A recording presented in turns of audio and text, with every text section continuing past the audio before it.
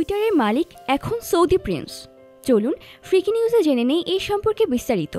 টুইটারের মালিকানায় নাম লিখিয়েছেন সৌদি প্রিন্স আল ওয়ালিদ বিন তালান। তবে টুইটারের পুরোপুরি মালিক নন তিনি। আপাতত জনপ্রিয় এই মাইক্রো ব্লগিং সাইটের ৫.১৭% শেয়ারের মালিকানা কিনে নিয়েছেন সৌদির এই ধনকুবের।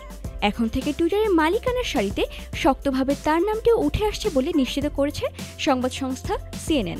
এ বিষয়ে CNN একটি প্রতিবেদনে জানায়, টুইটারের সর্বাধিক শেয়ারের মালিকানা রয়েছে প্রতিষ্ঠানটির সহ-প্রতিষ্ঠাতা এবং সাবেক প্রধান নির্বাহী ইভান উইলিয়ামসের দখলে।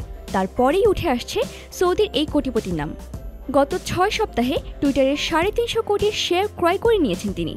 এই ৩৫০ কোটি শেয়ারের মধ্যে মোট ৩০০ কোটি সরাসরি তার নামে থাকলেও বাকি ৫০ লাখ ক্রয় করা হয়েছে তার প্রতিষ্ঠান কিংডম হোল্ডিংয়ের নামে। উল্লেখ্য, মার্কিন সাময়িকী ফোর্বসের করা এক জরিপে বিশ্বের ধনকুবেরের তালিকায় ৩৪ নম্বরে আছেন আল ওয়ালিদ বিন তালাল।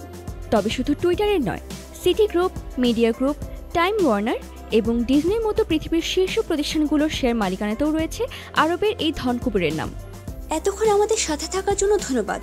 আমাদের পরবর্তী আপডেট পেতে ফ্রিকি নিউজ চ্যানেলটি সাবস্ক্রাইব করে আমাদের সাথেই থাকুন।